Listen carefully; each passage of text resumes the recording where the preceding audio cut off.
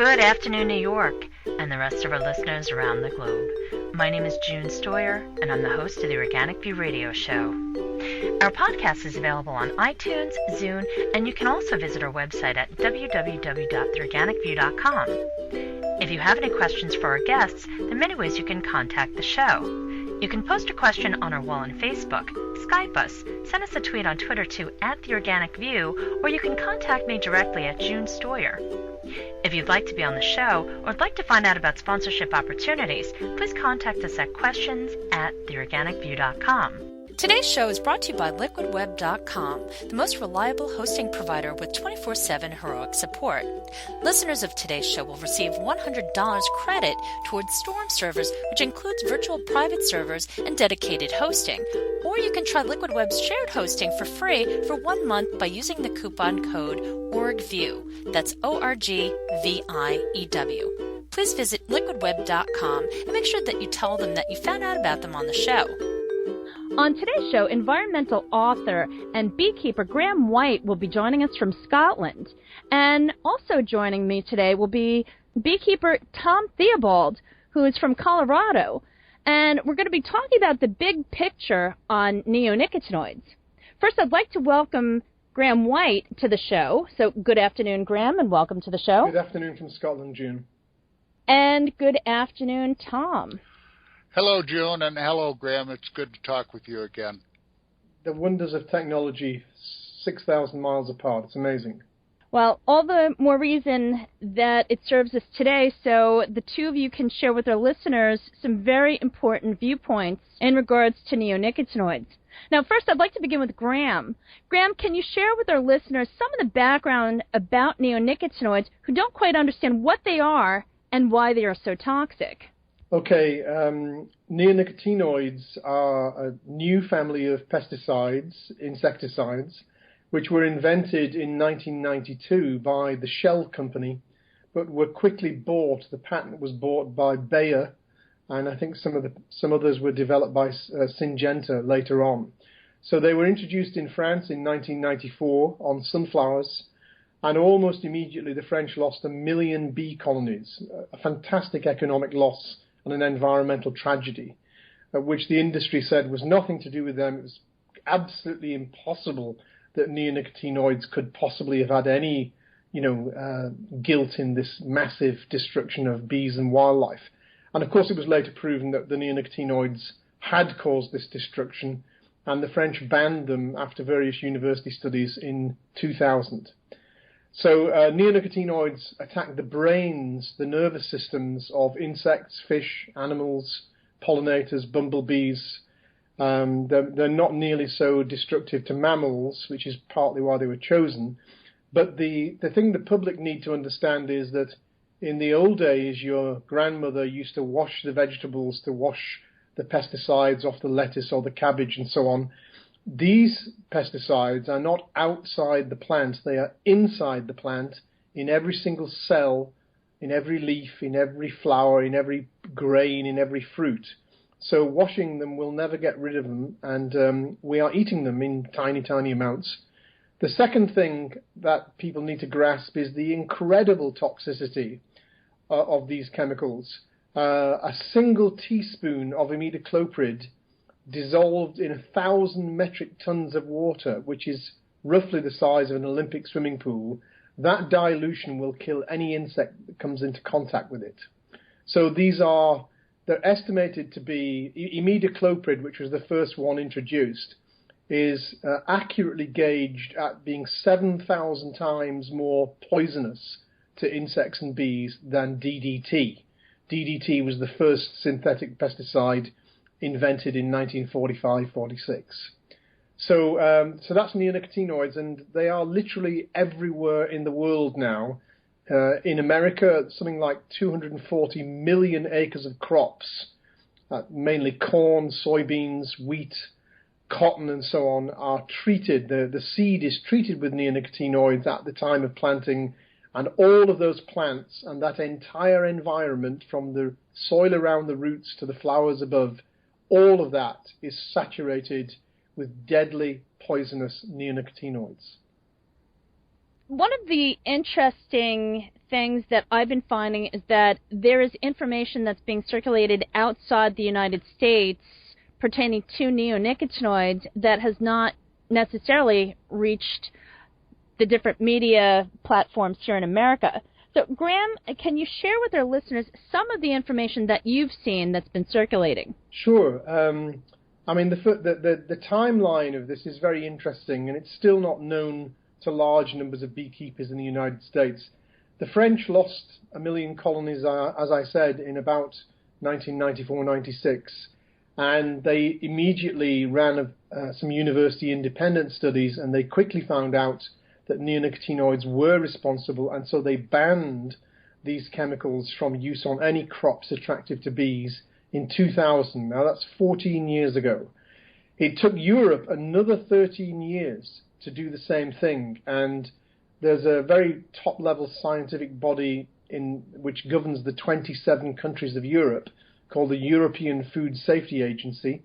They looked at over 150 peer-reviewed studies from all over the world, and they concluded in 2013 that neonicotinoids were the cause of global bee deaths and butterfly deaths and bumblebee deaths.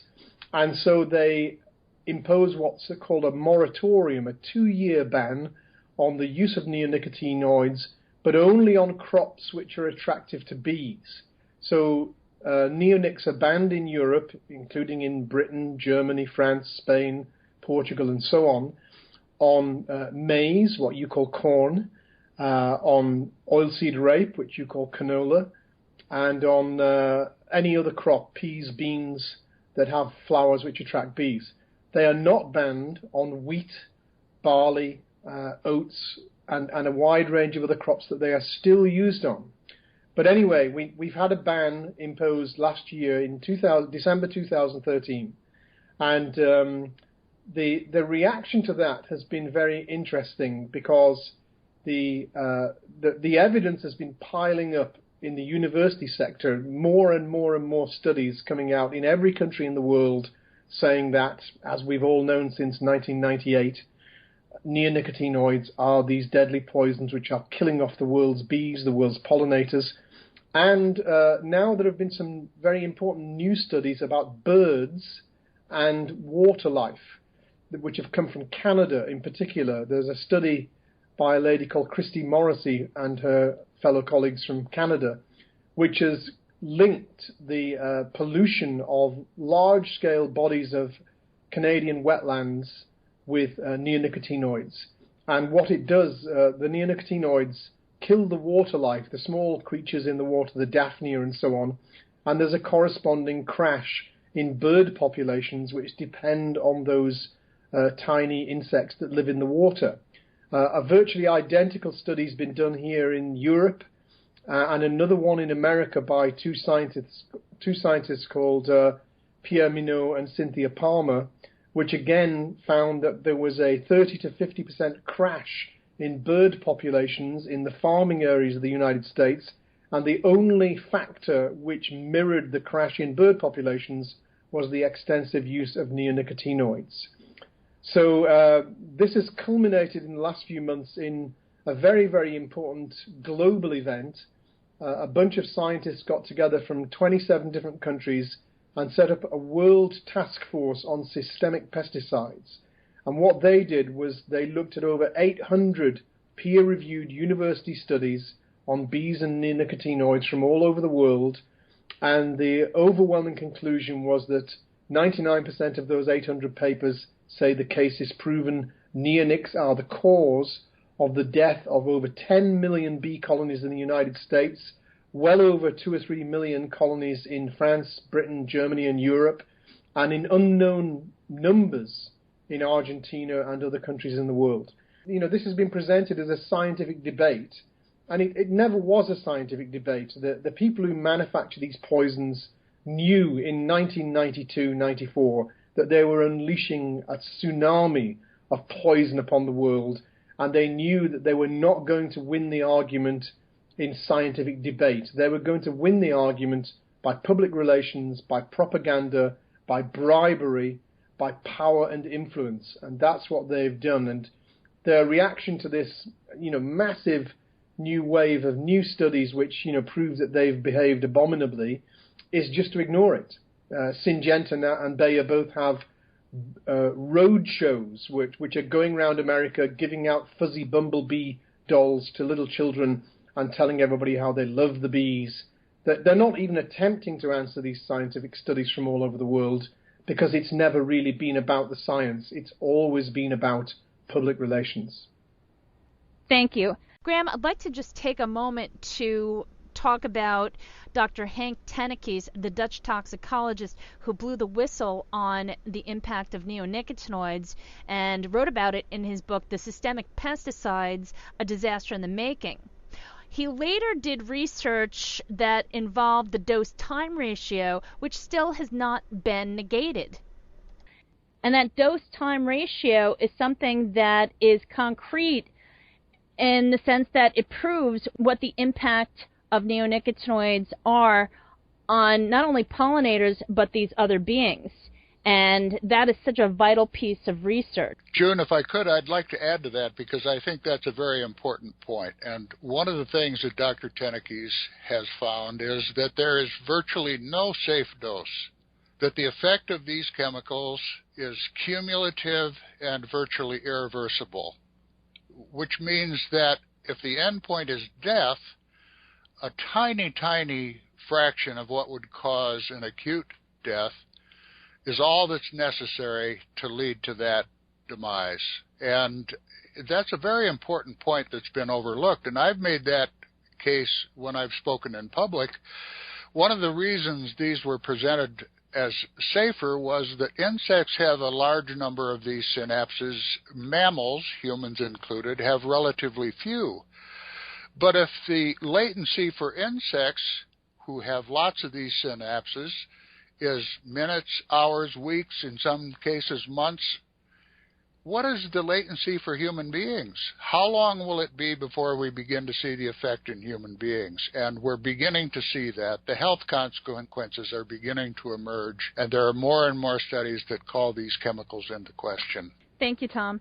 Now, Graham, I'd like to ask you a question. There are certain scientists who have published studies and also have actually defended the use of neonicotinoids. Could you take a moment and address that particular issue? Well, the way that the industry has coped its entire strategy to deal with the obvious response from, they knew that beekeepers were going to lose millions of colonies. They knew that wildlife was going to be slaughtered. So industry has spread a lot of money around the universities. And there was a study done in Holland, in fact, which showed that I think 98% of all studies done which were independent concluded that neonics were responsible for this global slaughter of bees and wildlife. And the tiny fraction, 2%, that were left, which said that neonics were not responsible, were all funded by Bayer, Syngenta, Monsanto, Dow, and so on. So depending on who pays the money, that seems to determine the outcome of the research. Now, in response to this World Integrated Task Force, which was a devastating blow to the industry that came out about a month ago, another study released, which is called the Pilling Study, edited by Dennis van Engelsdorp, who was quite prominent in the early discussions about neonics about 5 or 6 years ago.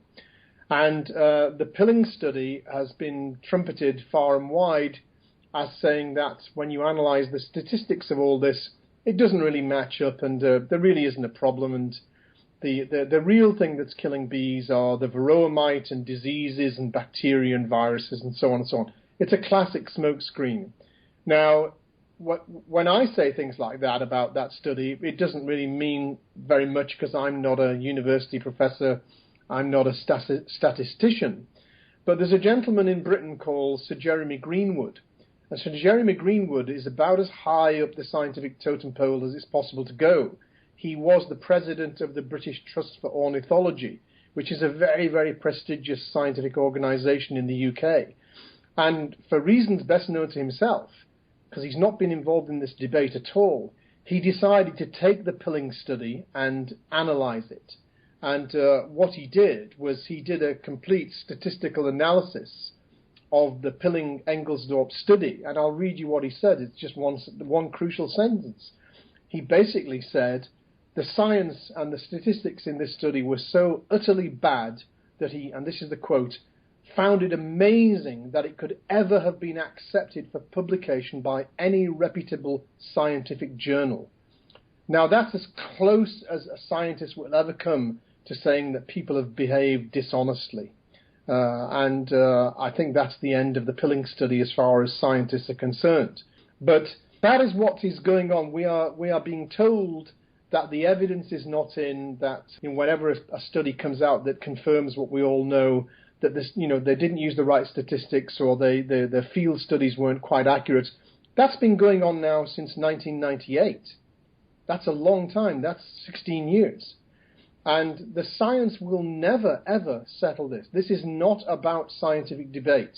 The scientific debate is a smokescreen to hide the power economics that is going on. The truth is that the British government and the American government are controlled by the pesticide interests, or at least the pesticide lobbyists are so powerful, and their dollars in Congress and the UK Parliament are so effective that, in effect, the American government and the British government are the servants of the pesticide industry.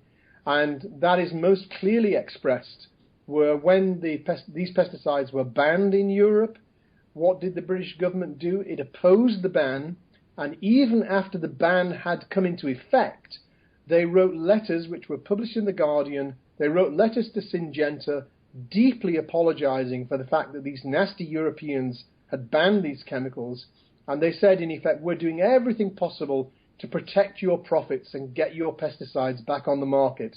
And I'm absolutely certain that identical letters were circulated by the American administration. So the terrifying, and it really is a terrifying realization is, we all sleep calmly in our beds thinking that the Environmental Protection Agency and its equivalent over here in the UK, we think that the $10 billion that Americans pay for the Environmental Protection Agency has created an agency that's a watchdog to look after them and their children as they sleep in their beds and eat their cereals in the morning. And the terrible truth is that agency was captured by the pesticide interests decades ago, and it has illegally licensed certainly one of these pesticides, clothianidin, and there is not the slightest possibility that the American EPA is going to follow the European ban.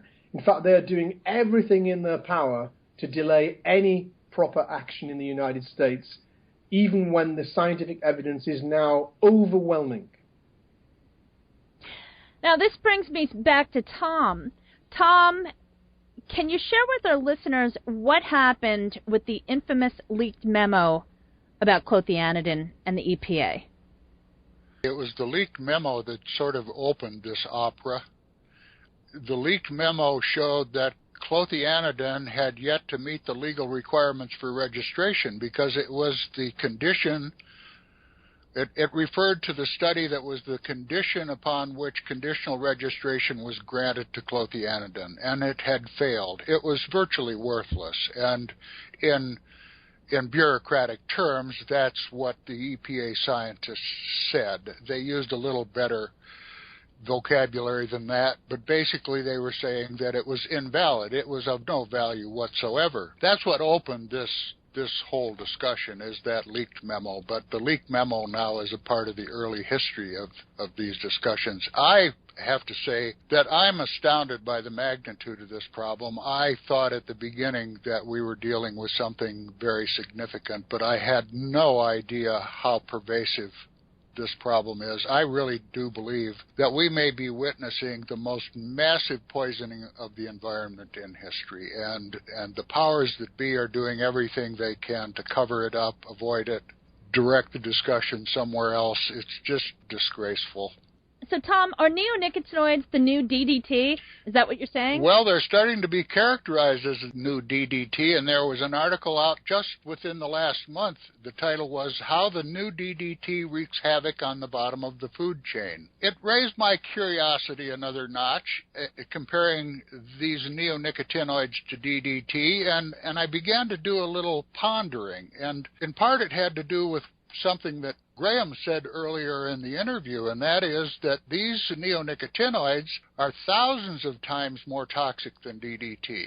So I did a little investigation, and I was able to find that the most recent figures I could find for the usage of neonicotinoids was for 2009, and America used 3.4 million pounds of neonicotinoids in 2009.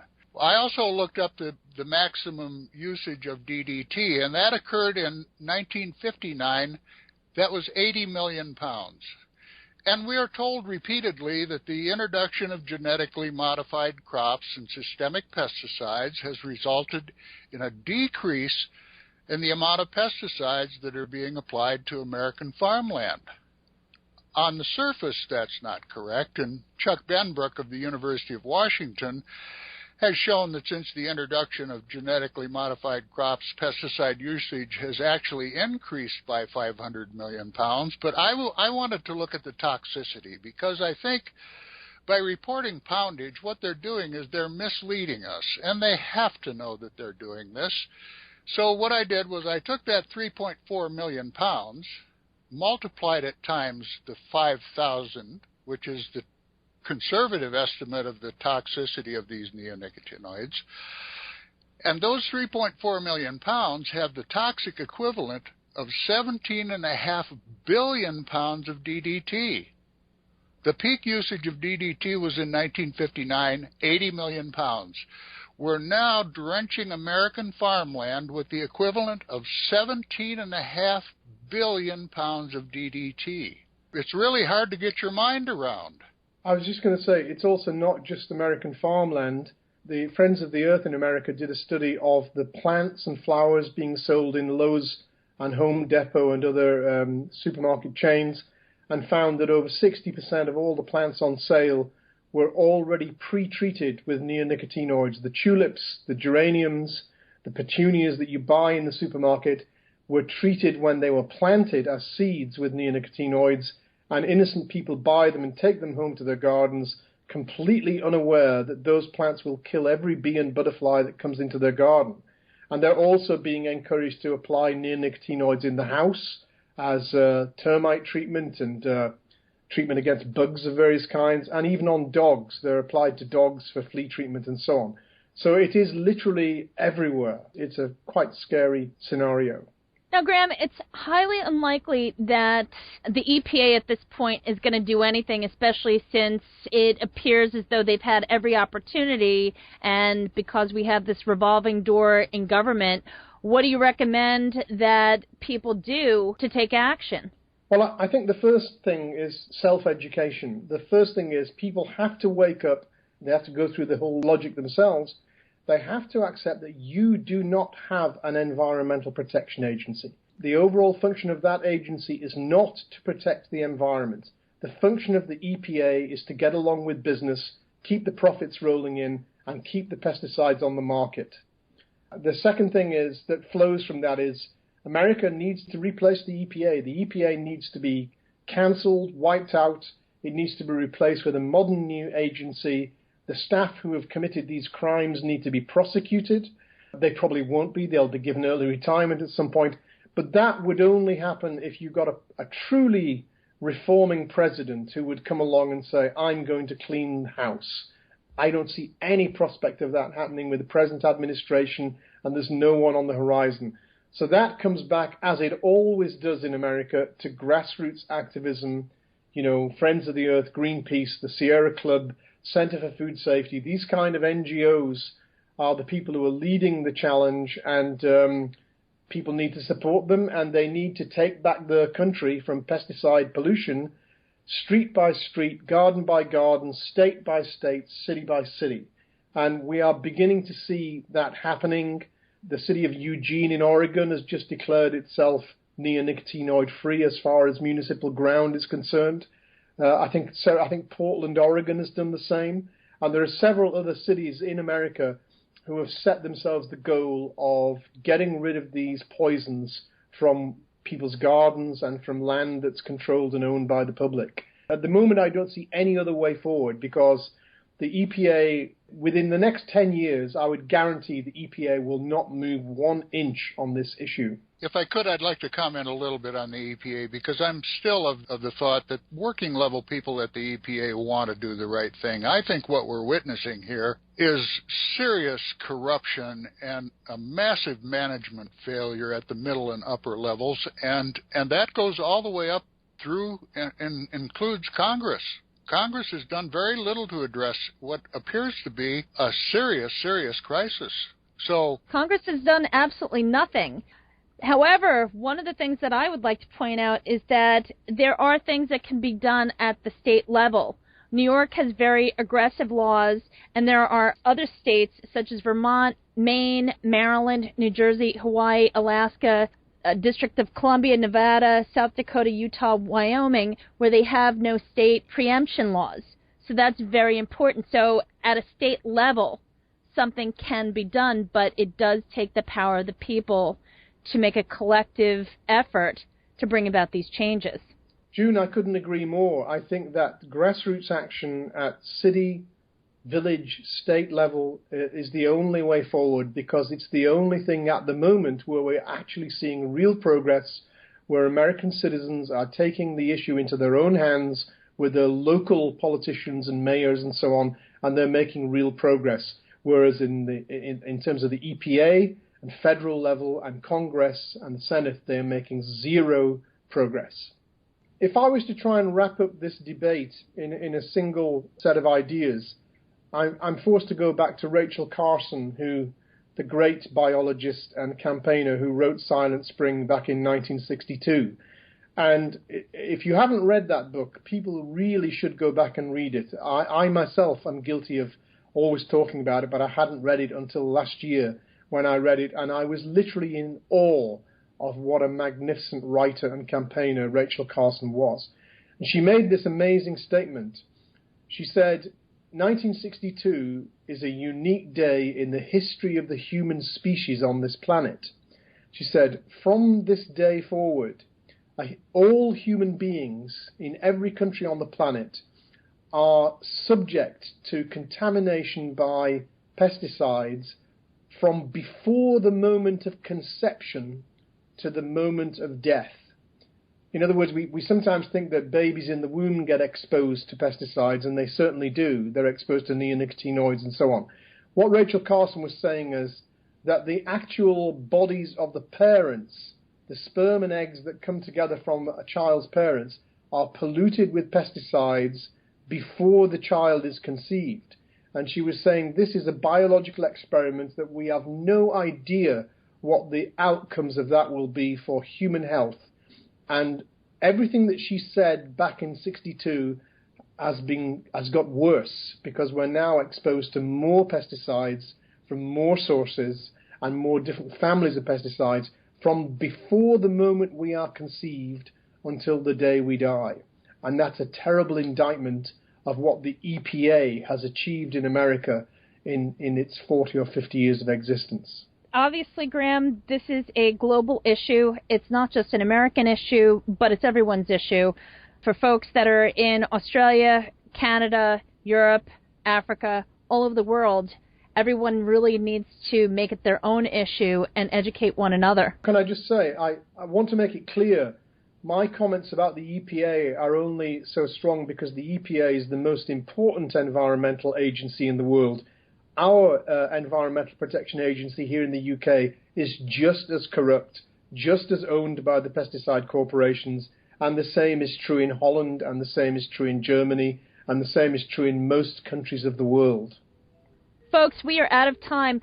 Graham, thank you so much for coming on the show today. And Tom, thank you for coming on as well. Thank you for having us, June. And Graham, a conversation with you is always thought-provoking, and I always look forward to it. I'm always embarrassed to be bringing such depressing facts, but until we face them, it's going to get worse.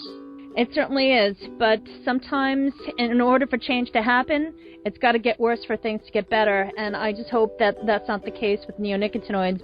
People have to work together. That's the bottom line. Folks, thank you so much for tuning in. This has been June Stoyer with the Organic View Radio Show. Have a great afternoon, everyone.